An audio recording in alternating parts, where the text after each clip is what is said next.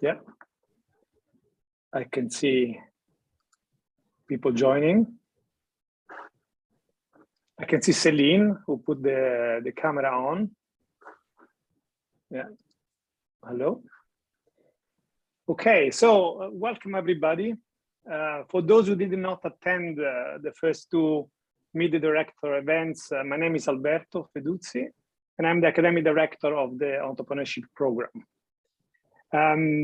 We will be recording this session, so if you don't want to be identified, please, switch off your camera and stay on mute, okay?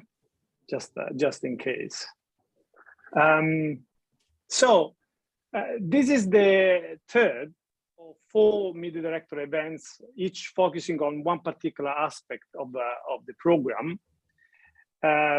Is the third webinar, and the fourth event will actually take place in person at Judge Business School on the 4th of May.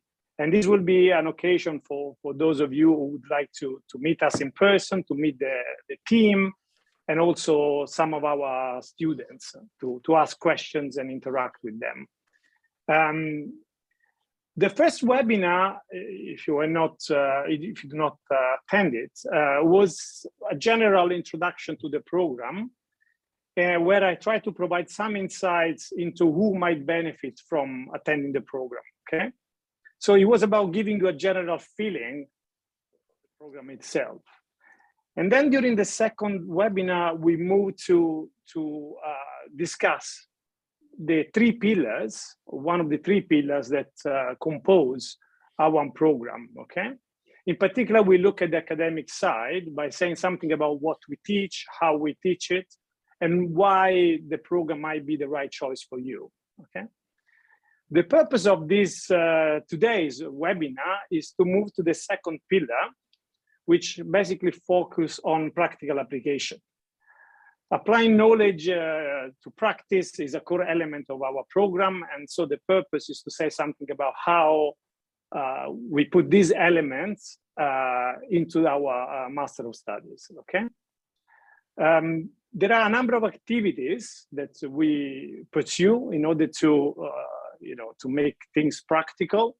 And so today, also Dr. Monique Boddington, the Deputy Director of the program, has joined me and the other team, the members of the team, to discuss some of these activities, okay? Right, so I want to start by saying, okay, what do we mean by practical application? The intuition, I think for many, when we talk about practical application, is that we tend to think about how we apply concept tools to practice. So it's about doing things, it's about taking action, right? And all the learning that comes by doing it, right? And so sometimes people think even more about the learning that comes from reflecting on doing, right? Or sometimes they call it experiential type of learning. So in essence, I mean, this is the most simple way of thinking about it, where basically, things start with a kind of concrete experience. So when you face maybe a new situation, or you do something that is new to some extent, right? So you experience this new situation, and this leads you to reflect on what, on that experience in the light of your pre-existing knowledge, pre-existing assumptions, what you know, basically, right? And in particular, you maybe observe, whether there are inconsistencies between what you thought and what actually happened, right? And then basically you move from reflecting on your experience to try to think at abstract level, right? And to come up with new ideas, or maybe revise old concepts or the old knowledge, existing knowledge that you have, right?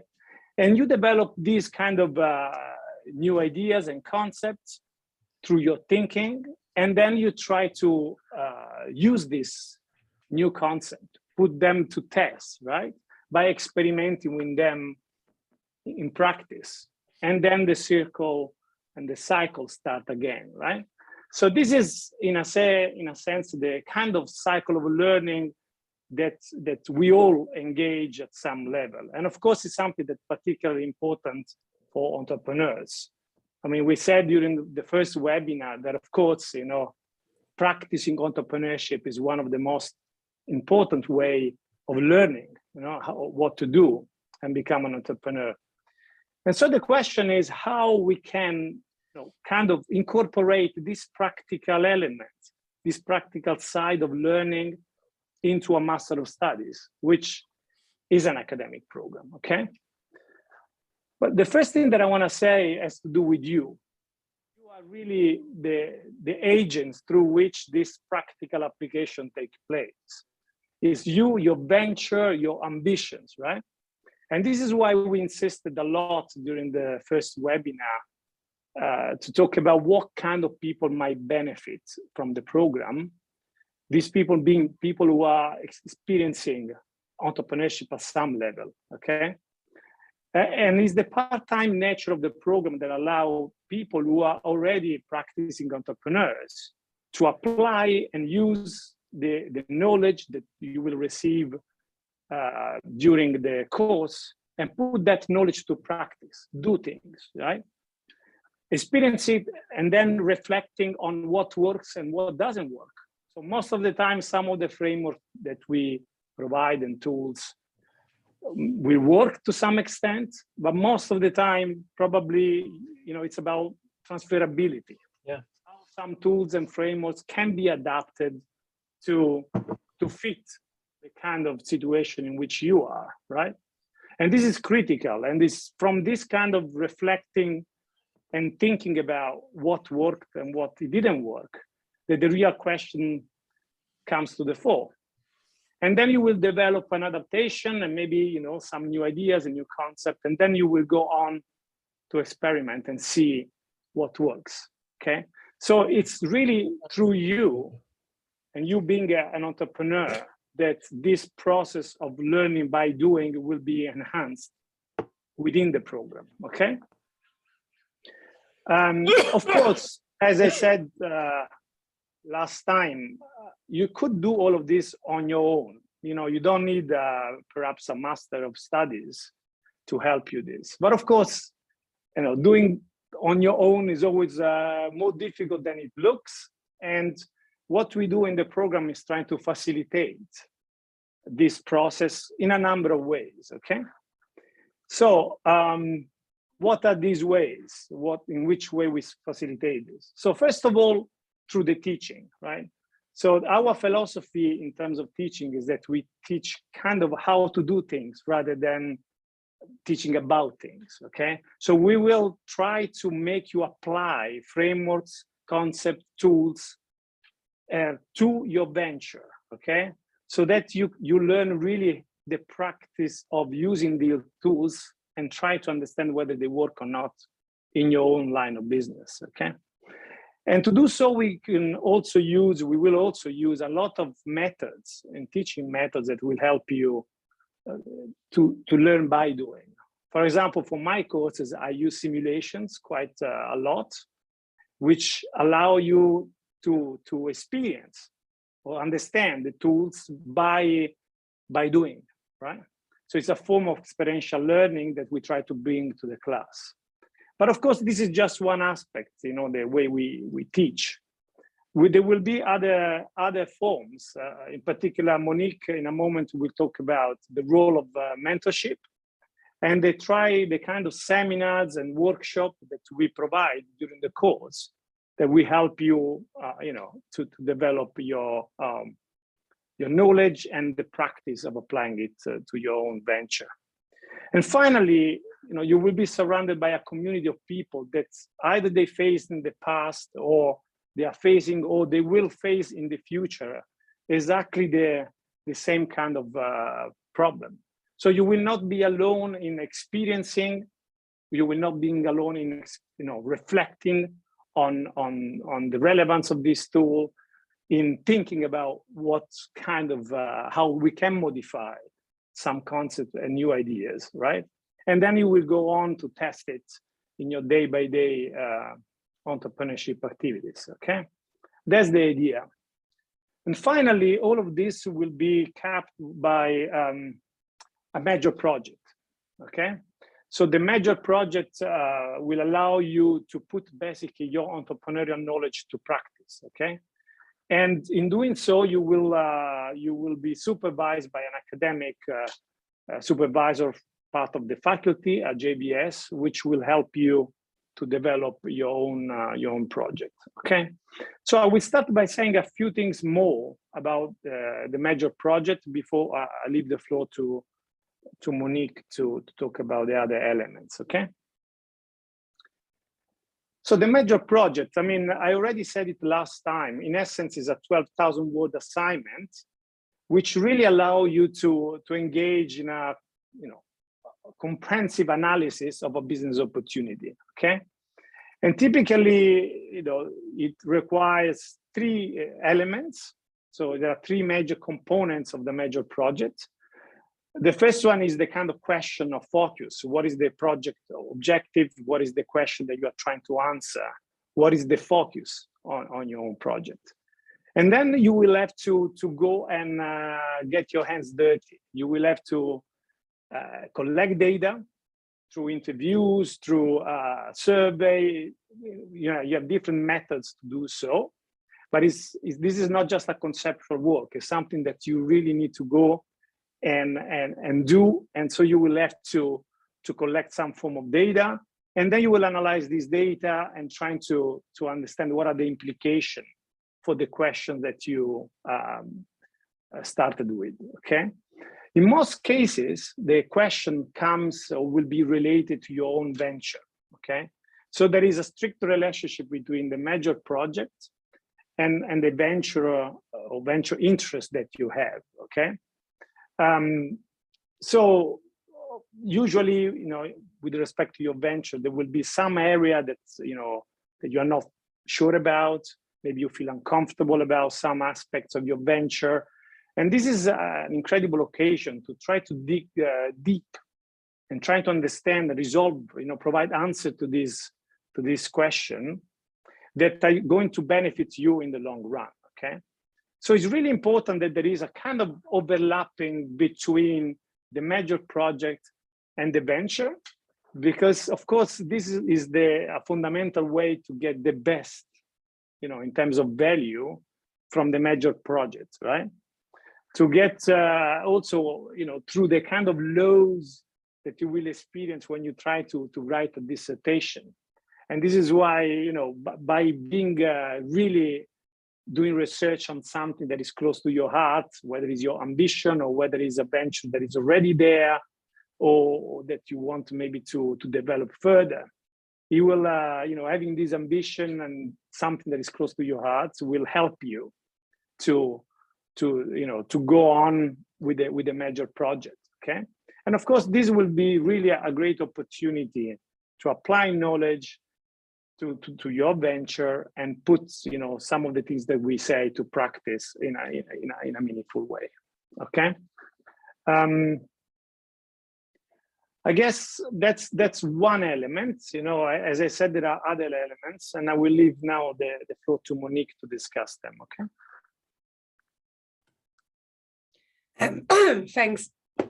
Thanks, Alberto. So I think one of the real strengths of the MSc in entrepreneurship is the way that on the one hand, yes, we have, world-leading faculty delivering the core and elective modules, but alongside that, we have a wide community of practitioners that are also involved in the program. And I'm going to talk about two ways that they're involved in the program and help you in terms of the practical application of the material that you're learning. So the first way is in terms of our mentors. And as you're probably aware, because you may have looked at this online, we have a wide pool of mentors, and all the details are online. So do look up there if you want to have any more details of the individuals I featured on this page. And this is just a small sample of some of the many faces that are really at the core and part of this program. And the mentors are providing a very different support than perhaps kind of the core and elective teaching. This is much more individualized and it's much more practical focused. So they are there to support you in terms of the growth of your venture, in terms of your own entrepreneurial personal growth. And it's a one-to-one relationship. So we directly match you with a mentor. And how do we do that? So we look at, your biography, we look at your aims and your motivations for being on the program and what you hope to achieve. And we look at our pool of mentors, and we have mentors from across different industries with different experiences, with different backgrounds, and also personal specialties. So some of our mentors are more used to kind of mentoring people who are perhaps at the earlier stages, whereas we've got individuals who are also more used to mentoring those people who are more perhaps advanced in the venture. So based on these kind of different metrics, we do a one-to-one matching process, and this becomes a very individual relationship. So we introduce you to them, we make all the introductions, and we make it possible for you to meet them. But one of the questions I often get asked is, well, then how does it work in practice? So, in terms of as you go through the program, what to expect. And that, again, is very different based on different people. We ask all our mentors to provide 15 hours at least of support over the year. And just to say, these mentors are here really because they want to give back more than anything. And we really are very careful in terms of selecting people that we want to actually make an active, positive impact for other people looking to kind of the next generation of entrepreneurs. And within that relationship, then we then often leave it to the individuals to decide upon themselves. Obviously, we're here to support in that, but we find that each different relationship works very differently. So for some people, they may meet every month at a very select time for an hour, or other people may choose to have more, irregular contact or more brief contact, maybe more by email or meeting. Here is where it very much works on that one-to-one relationship. The other thing, just to say in terms of the matching, we do this based on a lot of our experience of understanding, the background of all these individuals, their experiences in the past. And in most cases, that matching works perfectly, though I always want to suggest that it's never set in stone. So sometimes as you're going through this course, you may find that you change pathways quite significantly, and maybe the match is not so perfect anymore. Though this generally only happens in a couple of cases every year, we find that actually that matching in most cases works really, really well. So they're there to support you very much with the practical application of your venture. They're aware of the wider core subjects and the academics we're teaching, so they are aware of what you're doing in the program more widely, but they're kind of different in that sense that they are very, very practically situated. There is a kind of sounding box and advocates with experiences and suggestions that, to help you along the way. Alongside our mentors, we also have our industry seminars. And our industry seminar series runs throughout the year. And the very different thing about the industry seminar series is that this is open to both year groups at the same time. So whereas all the other material, yes, you are kind of learning core with your own year group, with the industry seminars throughout the whole thing, we open up to 2 years, because that really allows us to kind of make the most of those situations. And they're delivered both online in between the residentials, but also during each residential, we have what we call an industry day. And so that's where we spend the whole day bringing in multiple speakers, inviting both year groups to create this really great community feel, so you can kind of talk to your peers, learn off each other, as well as talking to the speakers. And we really encourage our speakers when they come in not to just kind of sit there at the front and lecture you for 90 minutes, but to make the sessions interactive, to allow for Q&A, so that you can really start thinking about, well, how would this work in my business? How would this work for me? Rather than them just kind of lecturing you about, this is the way I did it, which is maybe worked for them, but maybe it's not great for everybody. And so in those sessions as well, there's a kind of bespoke nature. So I know in the academic pathways and with the electives, we talk a lot about how you can select your own journey through the program. So there's these foundations we teach, but this is also elements of you also creating your own journey through your own program. And during the residentials, we actually have parallel sessions with the idea that you should choose those sessions that are most relevant to your own venture. So whenever I'm bringing people on board, I always think about the industry seminar series in terms of 3 types of lectures. The first is very much skill-based. So these are practitioner experts who are focusing on specific skills that are not quite covered within our academic curricula, so much more practical skills. So we have a series of sessions around communicating the value of your business. It is pitching, but it's kind of beyond pitching. It's the idea of understanding how you can communicate your business, your value proposition to multiple different audiences, which is a key element of any entrepreneurial journey. Other sessions included everything from, looking at the practicalities of being a company director. It's something quite basic, but it's something very, very important. We have people looking at Google AdWords, valuation, dilution, even how to deal with the press. So very much skill-based that will be helpful to the general audience of everybody. The second type of sessions we deliver are industry-focused sessions. The way I kind of look at these is that we talk in entrepreneurship a lot about unknown unknowns killing businesses. So the idea that things you don't know are often why businesses fail.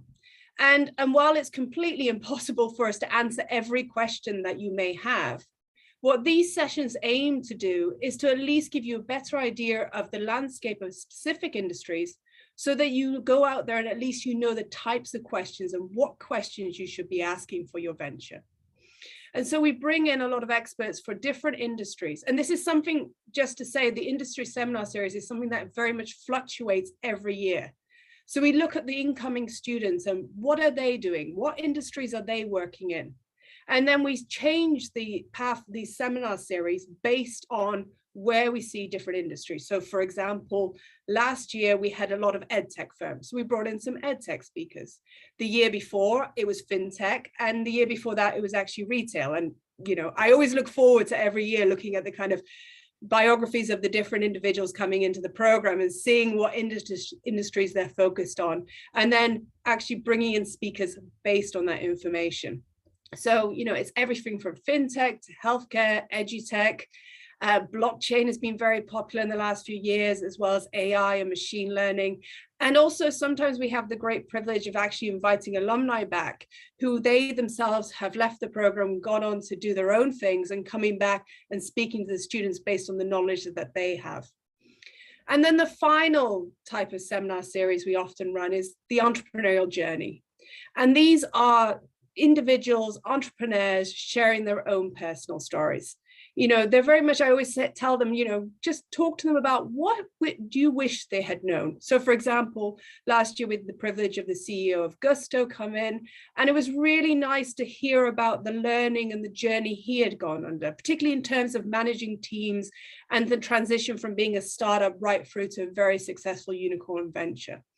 And so they look at how they applied these learnings and what also challenges they had. And it's a really great opportunity. As I said, these are very much to do a match with the actual makeup of the students, but also it's a great opportunity to kind of talk to these people about what you're experiencing, talking to a practical application, and then taking the learnings from these sessions and drawing it into your own entrepreneurial journey. Thanks, Alberto. Hand back to you. Thank you very much, Monique. So this is what we wanted to say about the practical application. Of course, we could speak a lot about the different elements, and I will speak a lot about the major project. You will, if you join the program, of course, it will be one of the biggest tasks that you have to face in year 2. And so we will have time to speak and see what works, what doesn't work. But this is, I think, give you an overview of what we feel is the entrepreneurial journey in practical terms through the program. Of course, this is our view. And as I said in the previous webinars, you are welcome to contact the ambassadors from the program, which could be current students or alumni that through our own platform. So you can see at the bottom of the page, this is the link. And then there will be a page where you can select some of the students and alumni that might be a good fit to talk to, perhaps because you share similar kind of interest. As I said last time, it's important that you all are very mindful of the time. These are all entrepreneurs and that volunteer with their precious time to give you some insight. Please, so contact maybe one or two and trying to be mindful of the time. And of course, in addition to them, if you have any particular question that you want to ask me or Monique or Kerstin or other members of the team, please contact us and we will be happy to answer your question. All right. Do you have any questions for us? I will turn off the recording now so that people can ask questions freely.